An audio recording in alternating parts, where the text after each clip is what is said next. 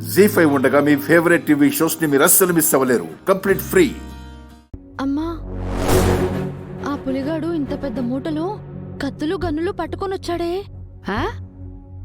కత్తులు గన్నులా?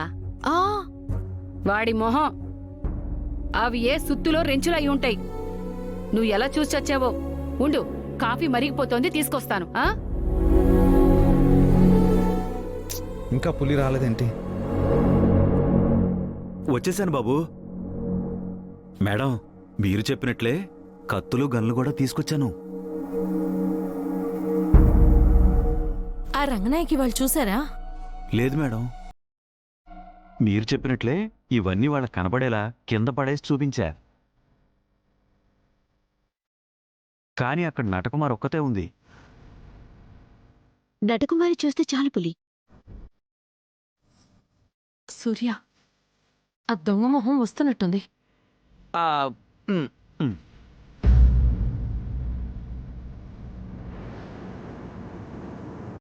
నేను మీకు ఏం ద్రోహం చేశానని నాకెంత అన్యాయం చేస్తున్నారు.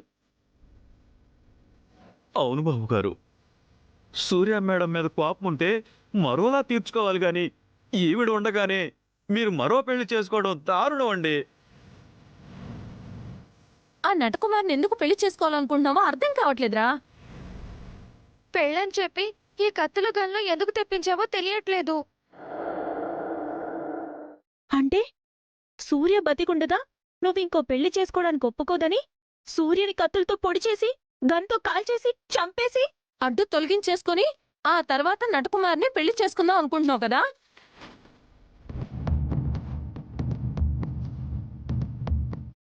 అది ఆ పని చేస్తే మా పెళ్లికి ఎలాంటి అడ్డు ఉండదు. సూర్య అక్క పులి ఎందుకు ఎందుకు మీరు నన్ను అపార్థం చేసుకుంటున్నారు? హీరో క్యారెక్టర్ని విలన్ క్యారెక్టర్గా ఎందుకు ఊహించుకుంటున్నారు? మరి నేనుండగా ఇంకొకరిని పెళ్లి చేసుకోవటానికి రెడీ అయిపోతా అన్యాయం కదా? కత్తులు గన్లు తెప్పించి సూర్య మేడంని అడ్డు తొలగించుకోవాలనుకోవడం దారుణం కదా బాబు గారు. నేను నటకుమార్ని పెళ్లి చేసుకోవాలి అనుకున్నది సూర్యకి న్యాయం చేయడానికి, అన్యాయం చేయడానికి కాదు.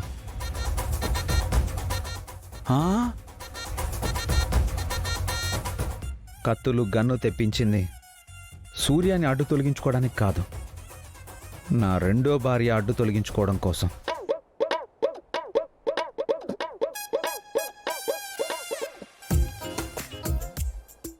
రెండో భార్య అంటే నేనే. నన్ను అడ్డు తొలగించుకోవడం ఏంటి? నువ్వేమంటున్నావో మాకు అర్థం కావట్లేదురా. మాది కూడా సేమ్ డైలాగ్. సూర్య అంటే నాకు ప్రాణం. కాకపోతే నా జాతకంలో భార్య చనిపోయే యోగం ఉందని రాసిపెట్టుంది.